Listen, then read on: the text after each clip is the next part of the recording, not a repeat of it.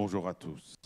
Good morning, everyone, and welcome to this roundtable discussion where we're going to talk about the essential topic, which is the financing of transitions. Let me remind you of the quote from Margaret Thatcher: regardless of her political ideas, it could be used by many managers. Don't tell me what to do, I already know what to do. Tell me how.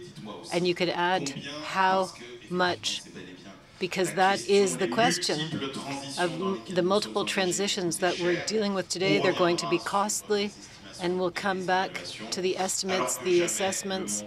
And the world has never had such high debt levels, and we have some both private actors and state. So where do we find the money? Then our saving by raising higher taxes. So we'll ask this question to all of the panel members. William KADOUCH, who's the president of URESAO, Pierre PALMIERI, the president of Société Générale, Pierre Jean-Louis GIRODOLLE from Lazare, Delphine from Euronext, and Méka BRUNEL, who's the president of the Palladio Foundation and who has a long career in building at EFAGE. And you know the tradition of these roundtable discussions at the Cercle des Économistes. It's opened by an economist who's the member of the circle, and this morning it's Alain TRANNOY, who is the member today.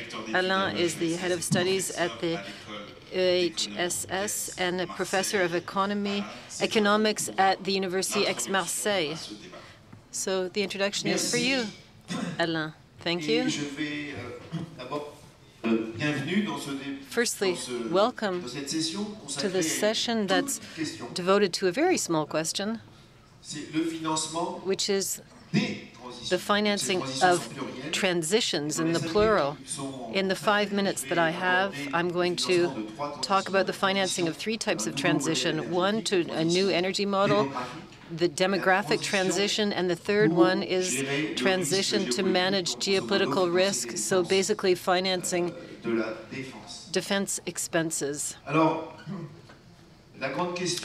big question, if we position ourselves as the state, and this will be complementary to what the private sector representatives here today will say, do we finance through debt or do we finance through taxation? Facing this question, there's major thinking, a major question. Who benefits from the expenditures? Does it benefit the current generation, or does it benefit future generations? And once you've asked and answered that question, once you've asked it, it's easier to answer the question, even if things can be more complicated when you get into the details. For ecological transition, I'd like to remind you of a few facts, and I'll start with this sentence from the great mathematician Henri Poincaré: thought should never be subjected to dogma, to a party, a passion, an interest, to anything other than facts, the facts themselves. And I think that this sentence is something we should be meditating today, all of you, and the people around you in a more general way, and all French people. I'll start with 3 figures about energy transition that are unknown. Since the arrival of Emmanuel Macron in 2017 as president, I looked at how we decreased emissions in France, greenhouse gas emissions. Does anyone know the answer? 19%. In Germany, anyone know the answer? Was it more? 23%.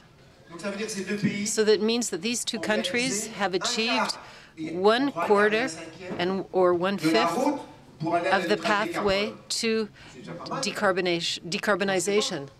That's good. So there are 2 good marks there, but when I look at Italy, they've only decreased by 5%. This means without an exceptional cost, with the slow progress in the GDP, we still managed to progress and do 1/5 of the path, and we still have 20 years ahead of us for the rest. So I'd like to stay optimistic, as Jean-Hervé Lorenzi was. The financing. This transition to a new energy model will be done once for all human generations. So the benefit is for all of the future generations, not just our children and grandchildren, but all future generations. And in this case, what is the financing vector that seems to be imposed? It's long-term debt over 30 or 40 years. And since it will benefit all future generations, we could roll it over from generation to generation. And you'll say, well, that's crazy. An economist that proposes that we roll over debt to finance energy transition. But that's exactly what's been perceived as one of the best inventions of economic theory.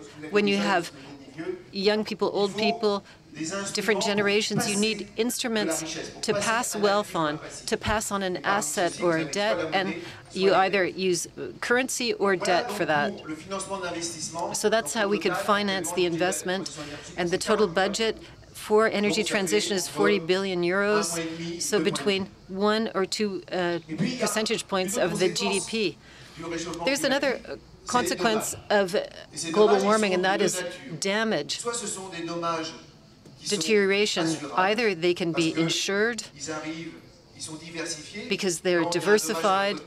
If there are deterioration and damages on one coast, and only there, they can be financed by the insurance companies, or there's non-insurable risk that has to be managed by the state. This concerns current generations, so we need to finance this through taxation. Let's look at demographic transition. There are 2 consequences.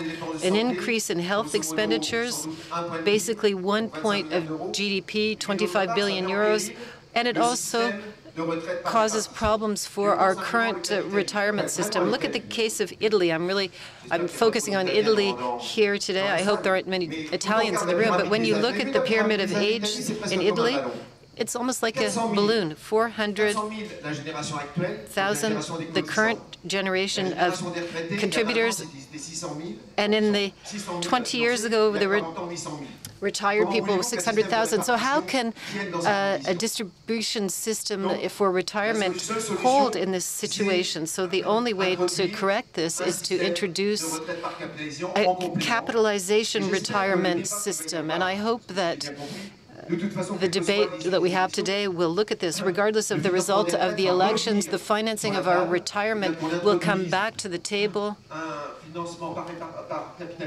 Either we use capitalization for the retirement, 15 to 20%, because current generations, 670,000 people. So we have a gap of 15 to 20% right now in terms of financing. For health expenditures, it's the current generations who are benefiting from these health expenditures due to increasing life. So we need to finance this through taxes. The third pitfall, where we go from a peaceful economy to an economy where we're risking war, which generations are going to benefit from expenditures? It's the current generation, so we need to finance this through taxes. So to finance debt, to finance the increase in health, and to finance certain macroeconomic environmental damage, we need to do this through taxation, plus a system of capitalization and a long government loan that would roll at a European level to finance the ecological transition. Thank you, Alain. So let's look at this. William KADOUCH Chassaing, you're the president of Eurozero. Can you tell us how you look at the financing needs for all of these transitions, ecology, digital, geopolitical, and what share should the private sector pay and what part the public sector? Hello? I don't have an estimate. I base myself on the estimates done by specialists. There's the report from the state, from Draghi, Pisani-Mahfouz, IMF. So we can see how much this transition can cost. I'd add digital transition to geopolitical and demographic transition also. If you look at the assessments, we see astronomical figures for Europe. We have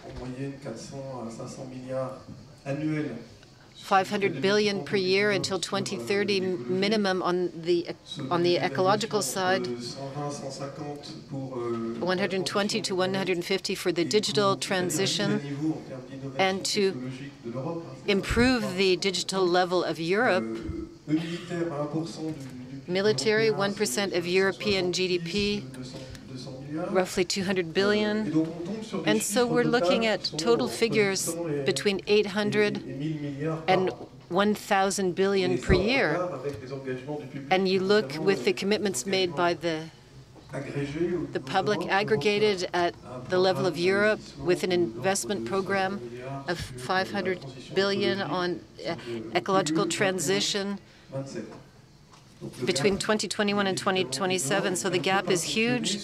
So this can't work unless we use taxes and unless we start to use current savings. So Europe has more than 30 billion euros available. The other piece of good news is that Europe produces a surplus of savings each year, 300 to 400 billion. Why is this only partly good news? Because a surplus of savings leads to a deficit in training of the stock of fixed capital in Europe. There are 2 points of GDP in difference between Europe and the U.S. When we talk about the gap between the U.S. and Europe, we have a cumulative gap of our creation of fixed capital. So this savings are badly used, and it's badly used because there are 300 billion of savings in Europe that will be invested in economies outside of Europe and in particularly in the U.S. So we have to see how we're mobilizing these savings. And there's a topic of preference for markets that are considered to be more dynamic.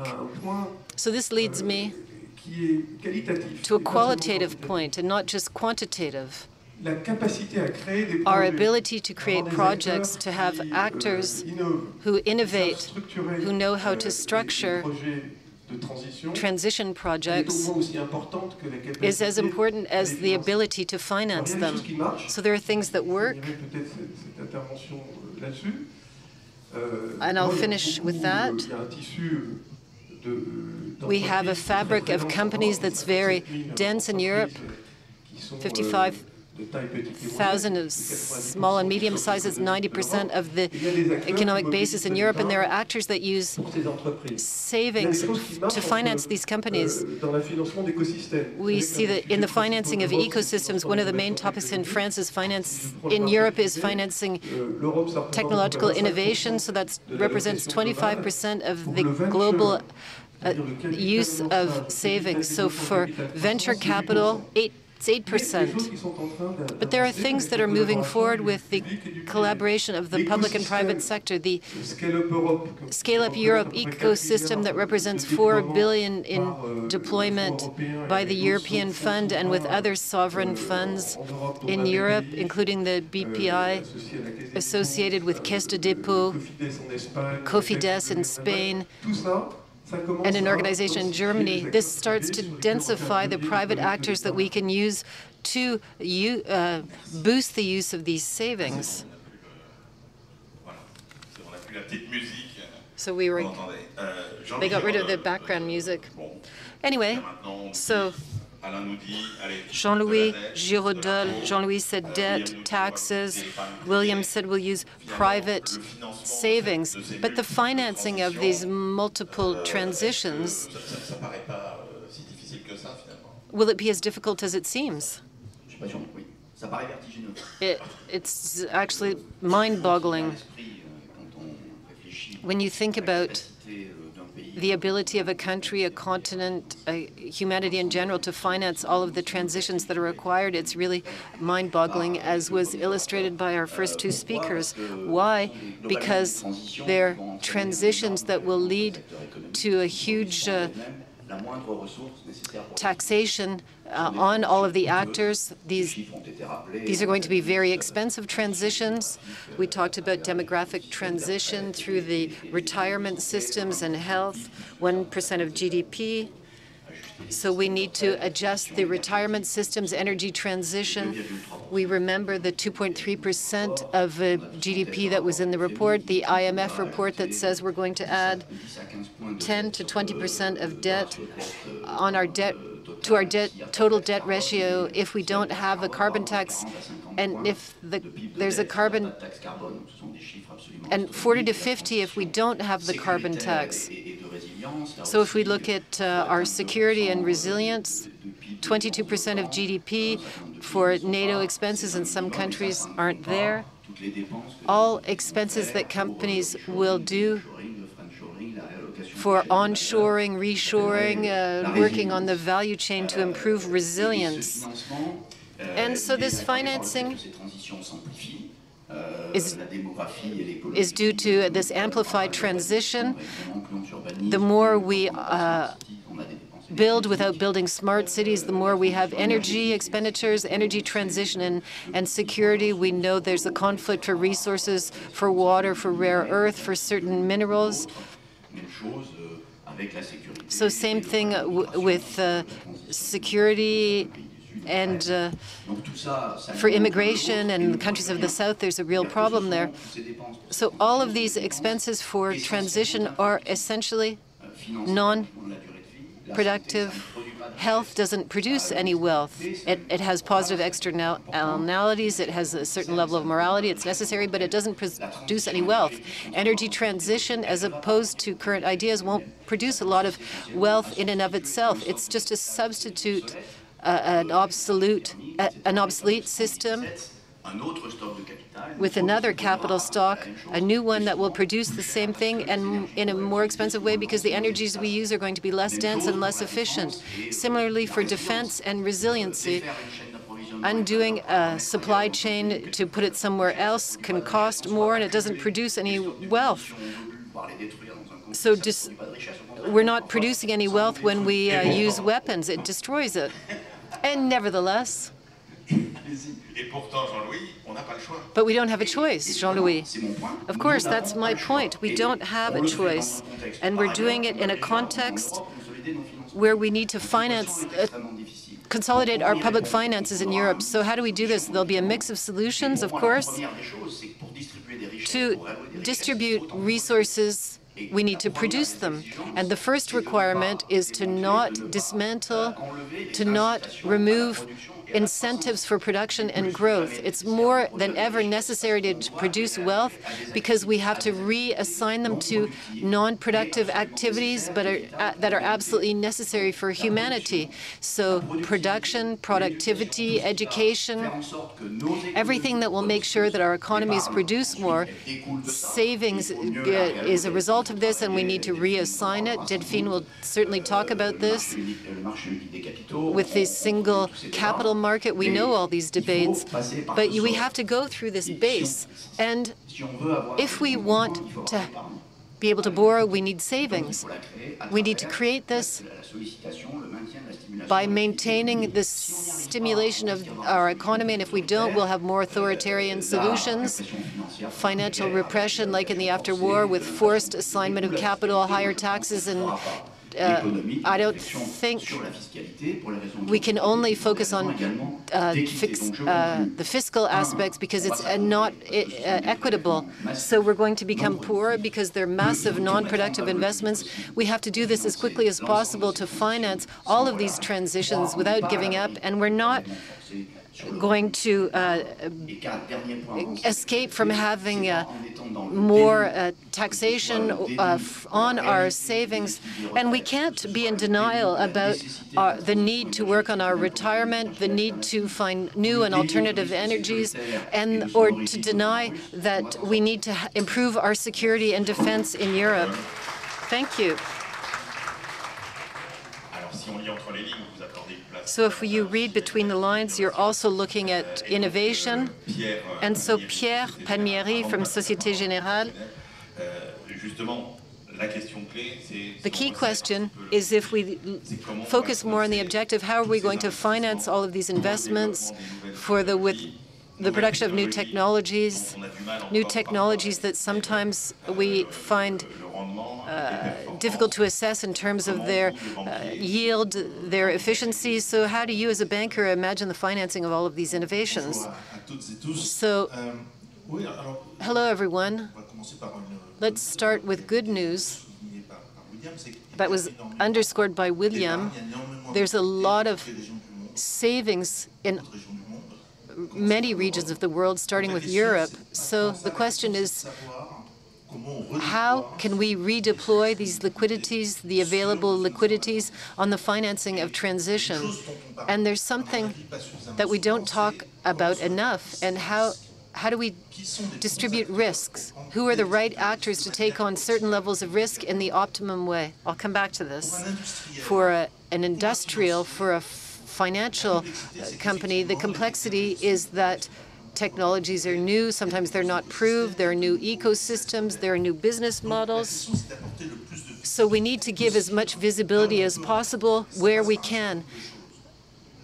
This requires a certain number of things: visibility on public policy, visibility on industrial policy, on energy policy in Europe, also on regulations. They have to be as stable as possible, on fiscal policy, on tariff policy to support public action. That's the first point.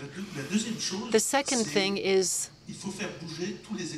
we need to shift ecosystems at the same time. If I look at hydrogen, for the hydrogen market to develop, we need producers have possibilities of selling their energy, and that the distributors ensure that there will be distribution over time, that they have the proper logistics, and will be producing renewable energy to make green energy, that incentives will stay on these energies and we'll have the way of financing them. So all of the players have to work together in a coordinated way to shift the ecosystem in a coherent manner. So when we bring together all of these actors, we need to do so to better understand the risk. Now, if we look at the sharing of risk, given the pressure on the budgets of the states and different local authorities, regional authorities, I think that the challenge for each public euro spent, how do we maximize the raising of private funds?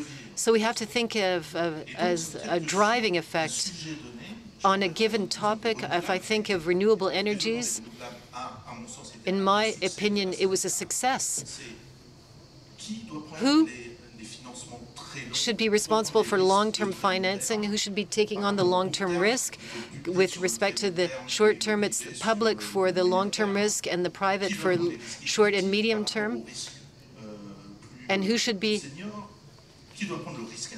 taking on the industrial risk? To what extent can financial backers accept to take on industrial risks? So this very granular interpretation and reading of the of the projects will allow us to maximize the use of public funds. And innovation, lastly. There's a huge challenge, especially in Europe. How do we finance innovation and entrepreneurship when many of the solutions will come from emerging leaders, from entrepreneurs who are going to come with solutions? I think of green tech, for example. In a Europe that doesn't have enough venture capital compared to the Americans, and I think this requires incentive policies that are stable over time. Pierre, the role of the bank in this process. Is the financing of innovation the role of a bank? We tend to say the other fundamental dimension will be scaling up, and is it on this dimension that the banks have a role to play? I think that banks can participate in the financing of emerging leaders. This is what we try to do. We created a fund of €1 billion to finance the new actors of the future. And this is something that we do for these new transition projects. But you're right. What's essential for banks is the scaling up. Reallocation of capital. Our exposure on renewables goes beyond our exposure on the oil stream, the downstream of oil. So we need to reallocate capital. We need to support our customers, thinking about sector by sector, steel, aluminum, maritime transport. We need to think about their issues in order to support them, to understand the risks, and to build pathways that are realistic given their own constraints. What we try to do is not to finance less aluminum. We want to finance more aluminum, but for each ton of aluminum produced, the emissions per ton of aluminum go down over time. So this is what we're doing in a concerted way with our clients. This is where we can play a role, and I'm less pessimistic than others on the ability to finance these transitions. Go ahead. Yes, you can applaud him, of course.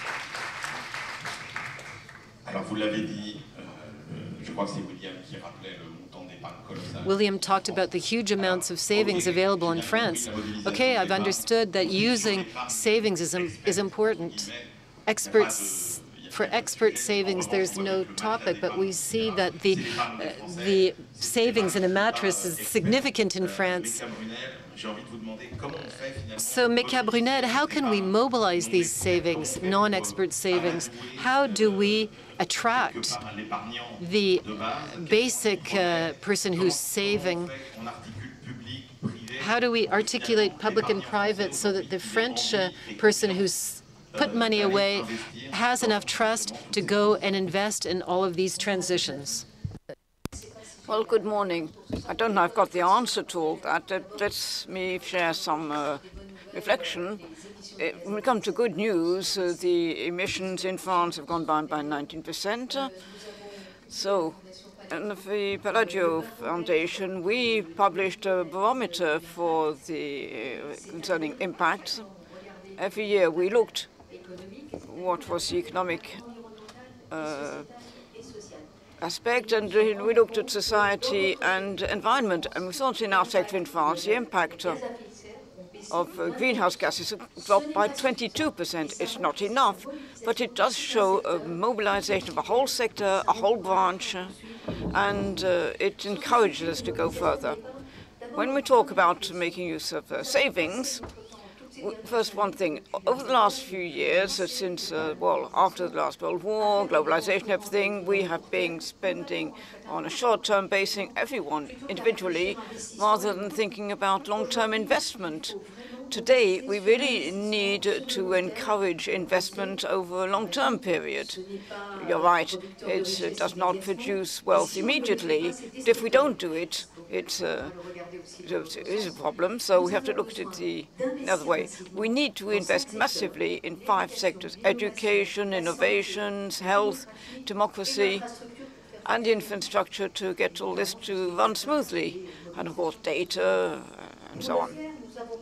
And to do it, first of all, when we, if you create an opposition between public and private saving. Actually, we are all, as taxpayers, shareholders of the public money. We are all stakeholders, and there's no specific difference to make. And I think for a very long time, we talked about a debt. For instance, in France, a debt is held by a lot of foreign companies, so we invest a lot abroad, particularly in the United States. And our debt is also held by foreign funds because we don't have retirement pension funds. So this is what finances the pensions. We don't have control over this. After the war, we launched state loans, explaining why we're doing it. And I think it's in the period where we are. We need to better explain rather than to explain why we're doing it so that it is visible right next to us, that it's something that is tangible, something that is measurable, and allow us to go ahead. We saw the issue of saving, trying to point savings in a given direction, everything we offer. What could we imagine having something which is simple and convincing, with guaranteeing the capital, for instance? I think all the tools are there. First of all, we have a lot of tools, a lot of rules, and it's fine to have rules to protect capital. That's inventing more. The toolbox is already full, so we have to be sober. And let's look how we can make best use with the tools that we already have. They are all there, with a circular economy and modalities to it, but let's explain to people what it's for. Let's be simple, make sure that you show the way. When you give money to association, you will explain to people it's going to be a tax alleviation. No, we are pointing our taxes in a given direction. So we could do the same for our savings, our investments, and understanding. But the transitions are very complex and interact with each other. And so we cannot say we're going to do it here or not there, and you have to explain, and it must be an 80-20 because you can't do everything at the same time with the same efficiency. Thank you very much, Méka BRUNEL. So we have talked about mobilizing savings or making use of people's savings. If it's a place where savings can go and fund projects, it is on the stock market. So Delphine, the stock market really plays a role in funding all these breakthroughs, all these transitions, and also the financial products which will be offered to fund the transitions. How do you see your strategic role for the transitions? Well, I don't know. I don't think I have all the solutions. Obviously, on the capital markets are a solution to finance risk. There's a lot of underestimating.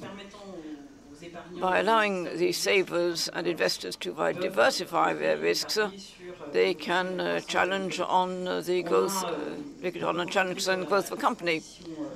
So to talk about energy transition, at Euronext, on 159 clean techs are there, 100 billion capitalization. They have raised 4.5 capital since 2009, and maybe a lot more. More recently, where there have been less coming onto the stock market, onto the stock exchange, the clean techs have been still coming. These are people with large needs for capital and investment, and this is why they can find a potential. And so you need investors to do this.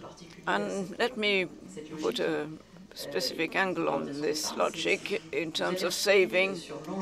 You're talking about the challenges of what capital markets represent for the transitions in Europe.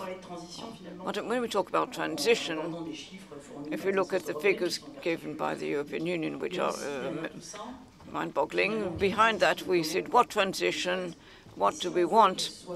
And do we want to follow our European values? And means we have to give provide a certain way of doing it, which is a bit different from in other geographies. We need to be strategically independent in terms of funding. We're not isolated, of course. The role of Euronext is to get investors from all over the world, and here we're there to provide markets which are big enough and high performance enough to invest everyone. We're stronger if we can offer the European businesses a certainty that they will also find the European capitals. It means domestic goods. It must be. It's not just only domestic. Now it's European. And as was said earlier, there are some reports which have been produced and with figures showing the situation in Europe. What I often repeat, it is not. It's needed to get countries close to us. For instance, in the Netherlands, they've had pension funds for a long time. Less today. So these pension funds exist and they invest massively in the United States. Just as a reminder, the pension system is 7% of the GDP and 14%, and considerably higher for the contributors in Holland. So Netherlands is not a very good large market, and they cannot fill their capacity for funding. They tend to turn to the United States rather than their neighbors. The work that we are putting in, which needs to progress, is to try and initiate the markets so that there is a base of sources of savings. In France, 47% of savings in households, not stabilized, but say that everything funds the economy, but in liquid savings, and it's nothing to do with what we have in the United States. 40% in France, if we look in the whole of Europe. You need both types. You need to point savings in direction of capital equity. It's important to it, and we must have a unified investment base. And the capital market is one of the priorities for the next European legislature. So William KADOUCH, CHASSAING. Okay, unify the capital markets, give this European dimension to be able to move on, but also have all the regulatory aspects. And you said, well, Europe, isn't it a bit too regulatory? I'm aware that a lot of things that we're saying similar to what is happening to politics in Europe, because we say we have to unify the markets and we need a new stage in sovereignty at European level. So it goes against what's happening socially in Europe. There are three dimensions in what the continent can do, and a lot have been mentioned. The first thing is to change paradigms. We have structured the legal corpus, the regulatory one we wrote around two notions. There's a non-false confidence, and with the financial crisis, the notion of stabilization.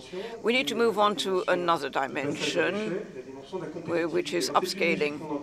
We're hearing this more and more often. Mr. Orban has talked about it when he took his chairmanship. He took all the reports that we've mentioned, are reports which talk about scaling up to competitiveness and making use of equity. If we look at European level, we'll destroy a stock of capital and replace it, in point of fact.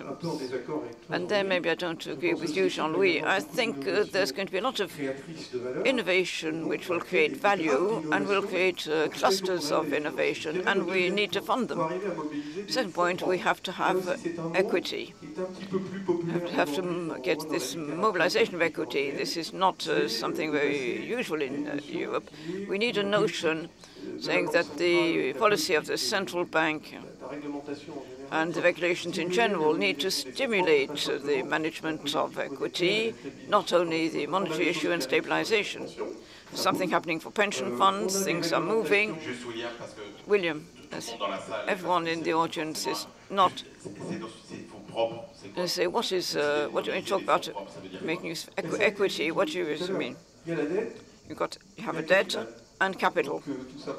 Simply, when we talk about capital, the capital can be invested in different ways. You have the stock exchange markets, 20% of the economic tissue. When we talk of innovation, we're talking about very small companies in terms of size, a number of companies on the stock exchange which represent the European network, less than 10%. So you have to mobilize to get the capital, and regulations coming in on private saving to invest in not only private equity and innovation. There are things to be done to provide some openness for banks. Let me finish that.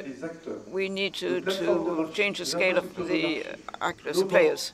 The banks, markets, asset managers, and private equity funds are very small dwarfs compared with the rest of the world. And to mention what Delphine, we need to have stakeholders who can use and mobilize the savings and make good use of them. Pierre Palmieri, can you tell us if the banks today are ready for these transitions? But there is one point that you wanted to insist on. The transitions beyond the financial aspect need to be socially acceptable. There's a notion of fairness and equity in this. You believe in the multiplication of local transition. So, well, I believe that the transitions to be sustainable need to be responsible, and we must sort of get on board, bring on board all of the populations in these transitions. But maybe three things. First, employment, then equity, and the increasing skills and competence. When we talk about employment, I think we have a great opportunity to redeploy our industrial means. I think for sovereignty reasons, for equity reasons, countries and regions in Europe need to roll out again, so we're not dependent on the Chinese or Americans for solar panels, batteries, and so on. This challenge for reindustrialization is a tremendous opportunity to rethink territory development, and do away with landlocking. So if we consider that there are new jobs available, you will get people on board. But then I don't see how we can avoid having different approaches depending on the geography where people live and their purchasing power. And finally, I think there is an increase in skills and competence. For new, I think it's very important. There are new techniques, new challenges in the field of training. And I think by managing to bring together all of the teams and explain what transition is, by providing them with the technical and intellectual tools to allow them to adapt to the new world, I think this will always also get people to join us. So we have to prepare people to operate better in the world tomorrow. Let's say a small boss who tomorrow goes to see his banker at the Société Générale will find a new approach, new listening, and a particular sensitivity on the issue. Well, let me give you the example of this equity fund of 1 billion for the new actors in the world of transition.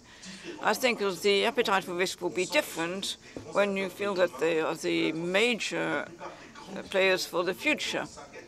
Most of the customers in 5 or 10 years are not even there today yet. I think that banks are there to accompany innovation and development. And then our anchoring in territories mean that we need to know what is going on in each territory. We need to understand it closely enough to be able to fund the operators, once again, in partnership with the authorities. I think the role we can also play is to use our network to provide new types of services. For instance, in the energy efficiency, in housing, solar panels for individuals. We have developed partnerships with a number of stakeholders. This is a way to give a new direction to our business model. Thank you, Pierre PALMIERI. You said you have to be acceptable from a social point of view. It must be local. Start from local level at least. And Méka, BRUNEL, all this is a daily business for citizens in the city or the type of urbanisms that they are offered. Do you know what it represents? What needs to be provided in terms of efforts to build these sustainable cities? And what will be, what are these towns going to be, cities going to be like? 3 minutes. Well, thank you for the question. A couple of comments. We are in an industry which is at the bottom. You need a roof to be able to live and everything. There are basic needs, really at the bottom, the very basics. Unfortunately, we are constantly subsegmenting this area. We say we need social housing, we need private housing, we need accommodation for seniors, we need trade and so on. But all of this creates a city. And it's a place where you live and where you have an infrastructure and public areas to go from one place to another. 4 figures. 50% of the world population lives in 2% of the surface of the globe, using 75% of the energy and emitting 80% of greenhouse gases. What we do at Palladio Foundation, and this is part of our barometer, so the industry for cities is 10% of GDP, more than 2 million employment and jobs, local jobs, and we need these. We need to go on speeding up and creating innovation by industrializing. When you industrialize, you need housing, you need infrastructure, schools, sports venues, and whatever.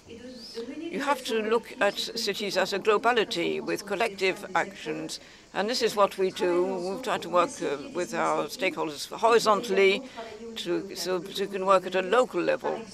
We do it in 2 ways. For instance, we launched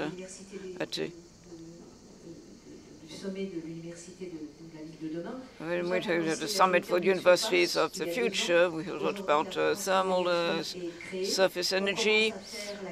We're beginning to map what we can create in terms of renewable energies by geothermal means. So if we could get a maximum of our production, we could reduce by 90% of the import of Russian gas. We're doing it for families and so on. We work with middle-sized towns to allow them speed up their transformation by massification. We're not going to look one day for social housing, once for education, everything, but altogether we do a kind of reverse speech to go to see the mayors and provide them with a collective solution. And there's definitely a will to do it. Thank you very much, Delphine Damarcet. Since we are trying to be concrete, there is something that I really hadn't thought of, and which is really determining. Once again, with the idea of giving a direction to savings in the financing products we are offered. How do we find the indexes which are going to be used for financing? How do we find the best possible use for the savings to create transition?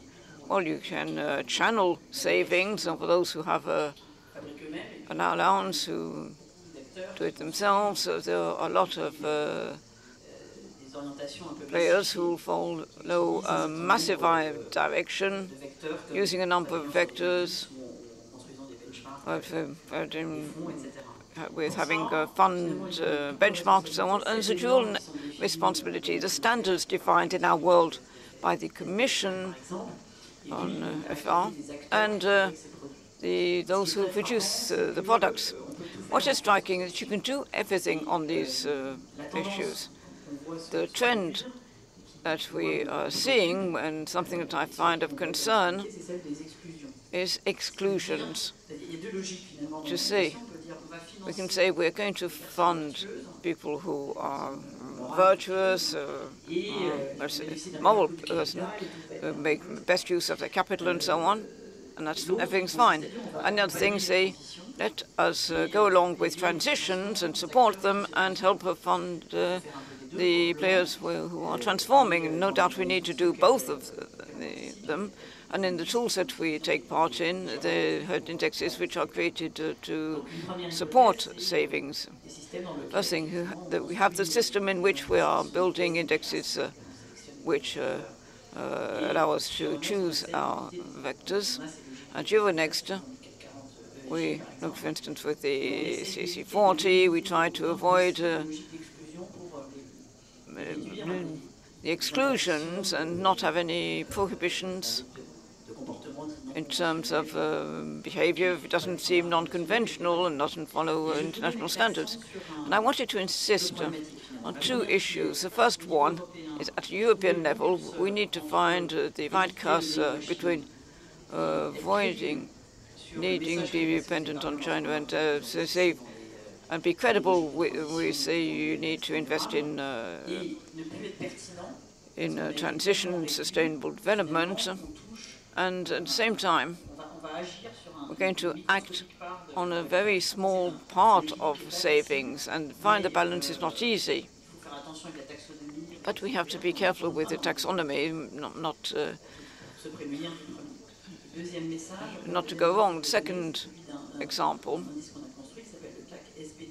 we have something called TAC SDP 1.5, launched in 2023, which has an objective to bring together all the companies in the USBF 120. We're talking about 120 companies who have joined this contract to commit towards a way to reduce emissions. Every company can contribute from their own work.